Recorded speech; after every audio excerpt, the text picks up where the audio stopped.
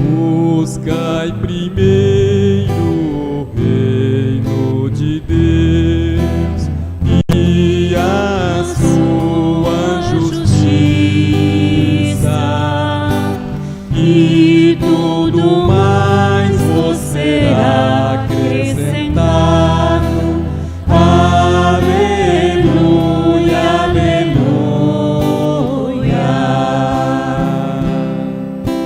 Não só de pão o homem viverá, mas de toda palavra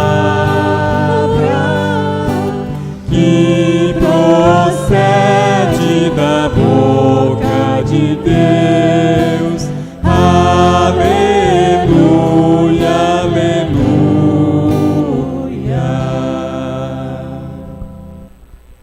O Senhor esteja convosco. Ele está no meio de nós. Proclamação do Evangelho de Jesus Cristo segundo Marcos. Glória a vós, Senhor.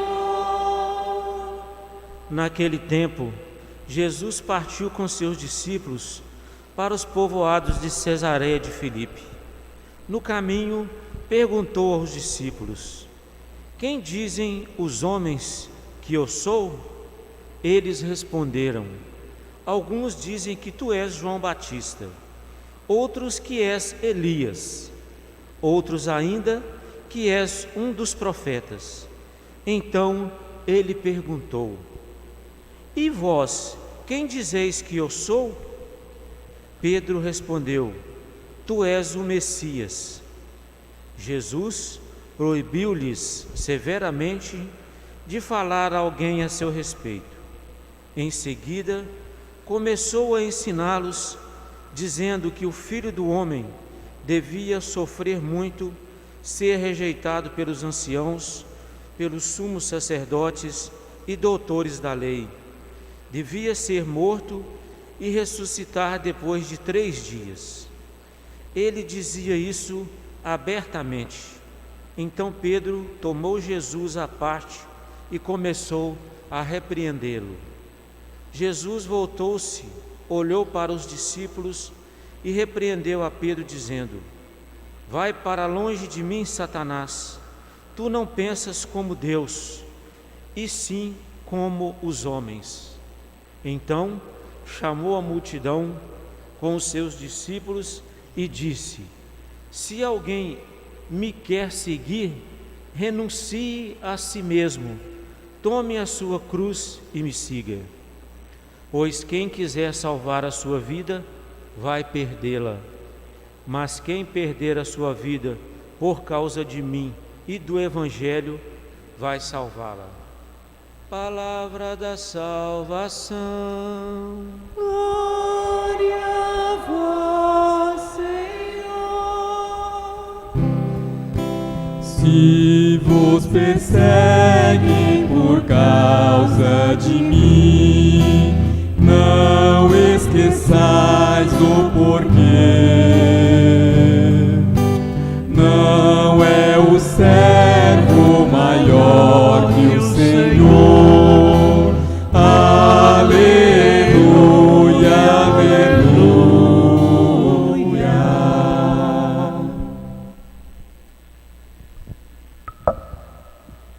Queridos irmãos e irmãs da Igreja de Casa, saúdo-vos com alegria e com esperança, também no dia de hoje, Dies Domini, que quer dizer Dia do Senhor. O domingo para nós é o dia do Senhor, dia dedicado ao Senhor, dia em que nós convivemos um pouco melhor, temos um pouco de mais tempo para ficarmos juntos, descansamos um pouco melhor. Saúdo a todos os que estão em casa, que rezam tanto pela TV como pela rádio e pelos outros veículos de comunicação. E saúdo a todos os que estão aqui na nossa igreja catedral, que é a igreja mãe da nossa diocese e a igreja mãe da nossa região noroeste deste grande estado do Mato Grosso. E saúdo também a todos. Quase sempre nós temos pessoas que nos visitam e pessoas que vêm a trabalho. Domingo passado nós tínhamos gente do estado de Goiás e estavam aqui a trabalho por 20 dias. Mas hoje também nós temos outras pessoas que também estão a trabalho aqui na região. E eu tenho a grata satisfação também de apresentá-los.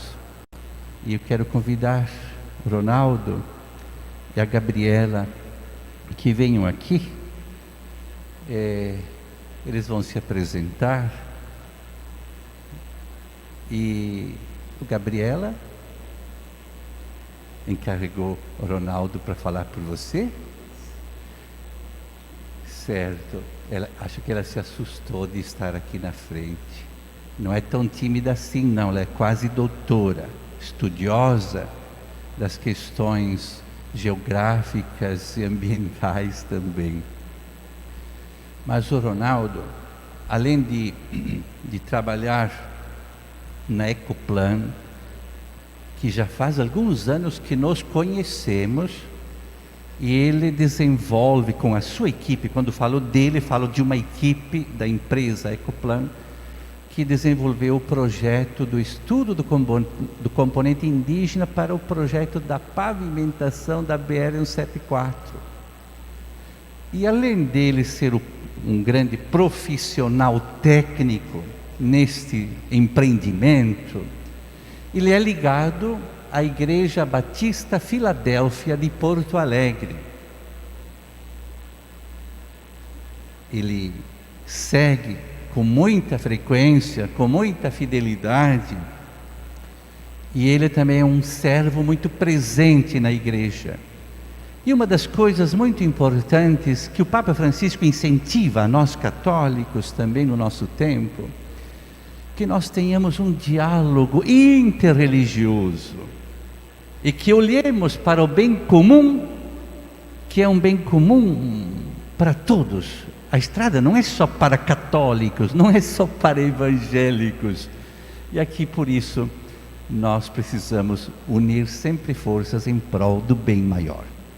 Ronaldo, eu passo a palavra para que ela seja partilhada por duas motivações. Primeiro, você pode dizer deste trabalho do estudo do componente.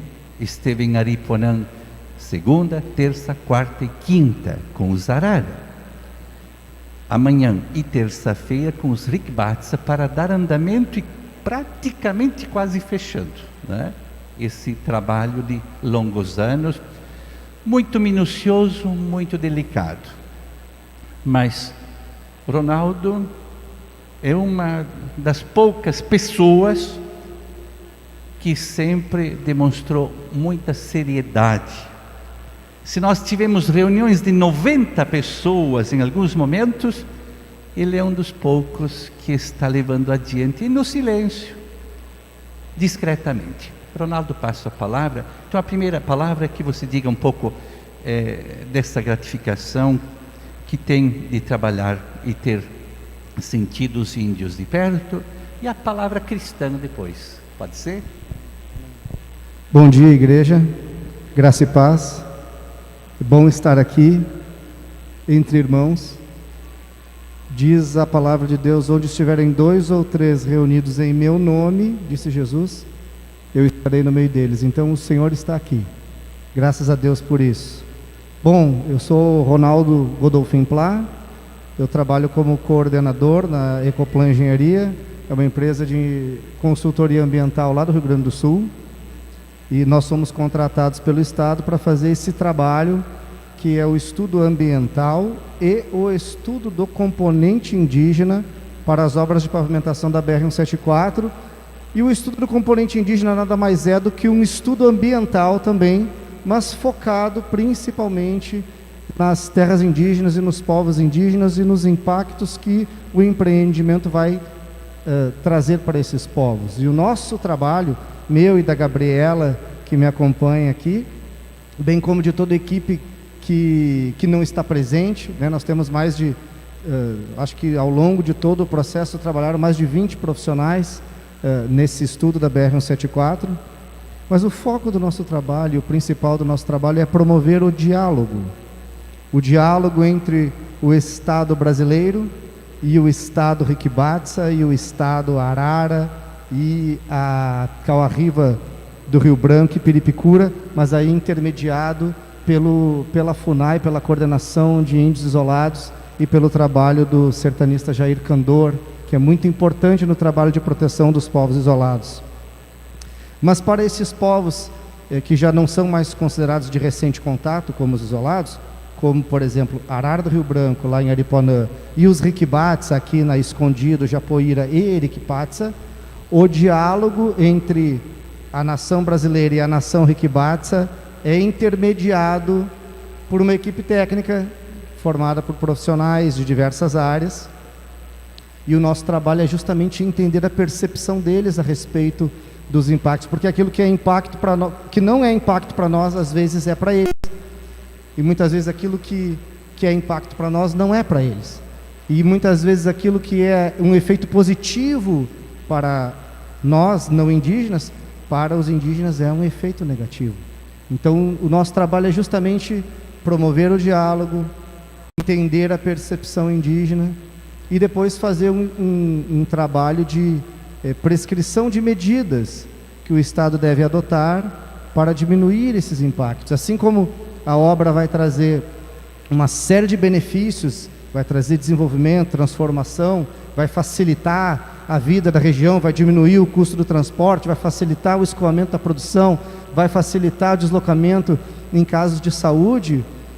Todos esses são aspectos positivos do empreendimento, mas há também a questão ambiental, né? A rodovia precisa de passagens de fauna para que os animais possam atravessar de um lado para outro, é preciso cuidado com os cursos hídricos.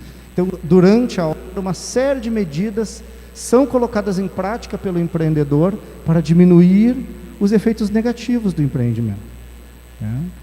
E esse é o nosso trabalho, é isso que temos feito já desde 2014 e mais precisamente com os povos indígenas desde 2017, e eles têm sido muito colaborativos nesse processo, muito participativos, e o interesse deles também é pelo empreendimento, mas o nosso trabalho aqui a serviço do Estado é justamente cumprir todas as normas, a legislação, os ritos processuais, né? Todo o processo administrativo que a legislação ambiental brasileira exige. E é isso que temos feito.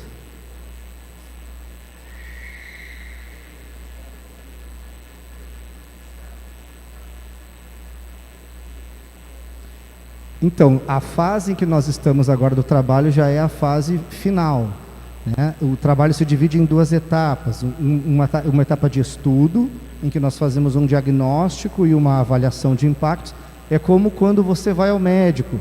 O médico te examina, pede alguns exames, pede uma coleta de sangue. Então ele examina os resultados dos exames e diz: olha, você tem este problema. Da mesma forma, os estudos ambientais. Nós viemos ao local, nós coletamos uma amostra de água, coletamos uma amostra de solo, mandamos para laboratórios para analisar, né? E aí todo esse trabalho de diagnóstico vai dizer então qual é a situação hoje da região. Bom, implantando a rodovia, o que acontece? E aí então nós fazemos aquilo que é a avaliação de impactos. E assim como o médico prescreve uma receita com um remédio, e você vai na farmácia e compra o remédio e toma aquele remédio, né, rigorosamente, direitinho, no horário que o médico prescreve, da mesma forma o Estado terá que cumprir todas as medidas de mitigação de impactos que nós vamos prescrever. A fase agora que nós estamos, para o caso dos indígenas, já é a fase de prescrever a receita. Já estamos escrevendo o nosso relatório Quais as medidas que o Estado terá que adotar para mitigar os impactos do empreendimento sobre as terras indígenas? Então, já estamos em fase final. Já o empreendimento já possui a licença prévia e já possui por parte da FUNAI, inclusive, a anuência para a licença prévia e a anuência para a licença de instalação até das pontes, né? A anuência para a instalação de todo o asfalto vai vir quando nós finalizarmos essa etapa. Então, estava aqui te ouvindo, Bispo Dom Neri, e lembrando que a unidade da nossa fé é a palavra. Por que somos irmãos? Porque cremos num só Deus, num só Espírito, num só batismo, temos uma só fé, e por isso somos irmãos em Cristo. E a nossa unidade é a palavra, porque a mesma palavra que o Senhor prega aqui é exatamente a mesma palavra que o meu pastor Samuel prega lá em Porto Alegre. E é essa palavra que nos vivifica, que nos dá vida, que nos transforma, que tem poder para salvar, que tem poder para curar, porque o poder não está em nós, mas o poder pertence a Deus. E o incentivo que eu deixo para vocês aqui é o do Salmo 1, quando o salmista diz: bem-aventurado o homem que não anda no conselho dos ímpios, não se detém no caminho dos pecadores e nem se assenta na roda dos escarnecedores. Antes o seu prazer está na lei do Senhor, e na sua lei ele medita uma vez por ano? Uma vez por semana? Não, ele medita de dia e de noite. De dia e de noite. Todos os dias ele medita na palavra, se alimenta da palavra, porque nós alimentamos o corpo ao menos 3 vezes por dia: café da manhã, almoço e janta. Experimenta parar de comer por 5, 6 dias, por uma semana, por um mês. O que acontece?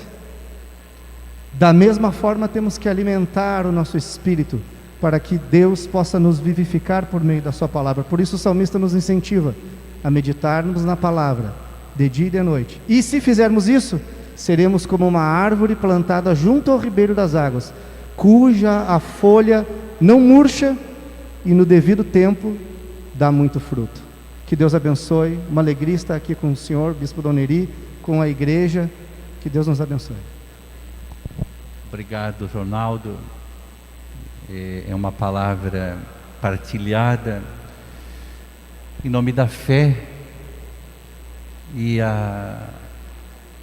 esse projeto, eu acho que nós alcançamos um sucesso muito grande à base de muita paciência, de muito diálogo, mas é para ser bem feito, para não sofrer questionamentos ou interrupções na hora de executar o projeto.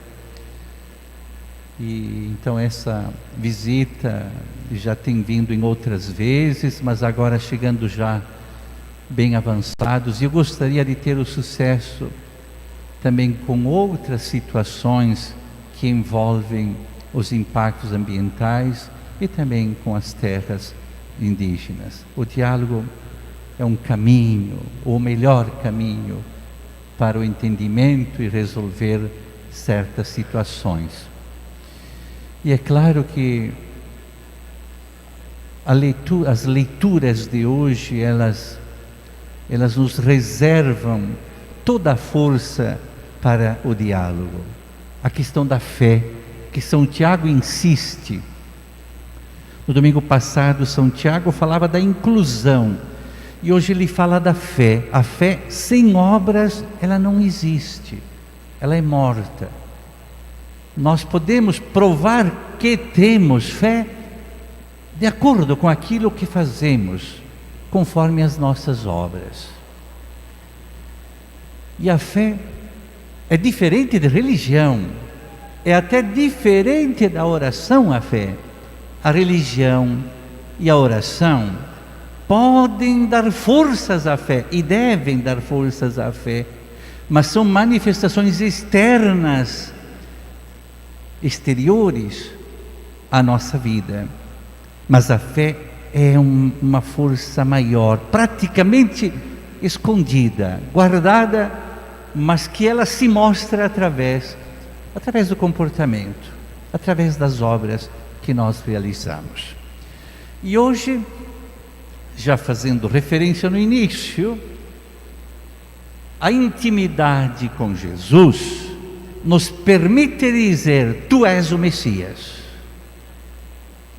Agora, eu imaginava, quando Pedro chegou a dizer isso, o quanto Pedro se sentia quase que iluminado, me parece, para dizer esta confissão de fé: Tu és o Messias. E Jesus diz: Não conta isso para ninguém.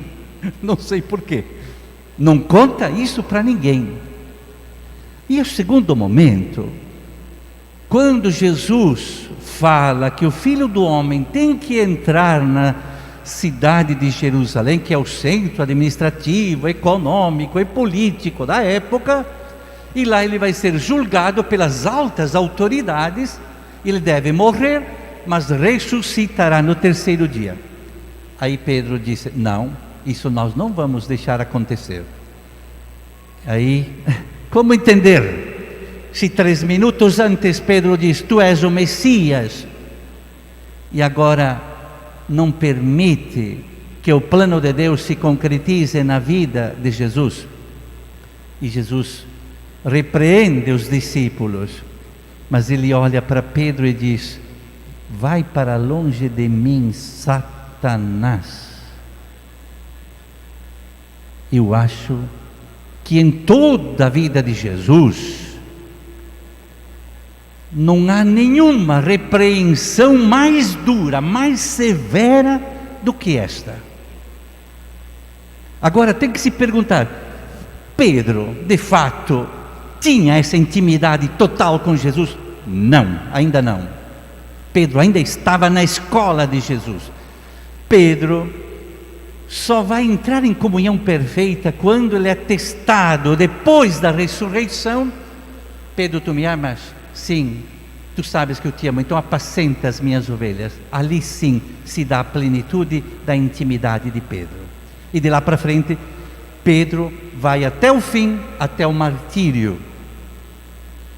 Agora, a questão da fé é uma confissão a partir de uma experiência de intimidade. Pode ter sido impetuoso para Pedro no primeiro momento, mas mais impetuoso ainda foi no segundo momento, quando não quer que aconteça o contrário do reino de Deus na pessoa de Jesus. Agora, também para nós, as consequências da fé. Consequências da fé. Quem quiser me seguir, renuncie a si mesmo, tome a sua cruz e me siga. O Evangelho, para mim, ele é sempre algo que me cutuca e me joga contra a parede. Porque Jesus não podia ter dito: quem me segue vai ganhar uma limusine para andar mais rápido. Quem me segue vai ganhar um aviãozinho para fazer alguma coisa a mais. O que me segue ganha uma Hilux, que é mais forte nas nossas estradas da BR-174. Por que Jesus nos dá uma cruz? Quem me segue não andará nas trevas, mas terá a luz da vida. E quem me segue renuncia a si mesmo, assume a sua cruz e me siga. Vamos fazer a intimidade de experiência de fé com Jesus, para dizer que Ele é o nosso Messias, o nosso Salvador. E para dizer que estamos com Ele também quando Ele sobe a Jerusalém para o martírio. E não vamos fugir nesta hora, porque eu já disse dias atrás, lá no alto da cruz, Pedro, que parecia ser tão fiel, não estava lá. Não estava lá. Na hora do bem bom com Jesus, ele está ali. Mas na hora do difícil de Jesus, Pedro também não está lá. Quem está é Maria e João.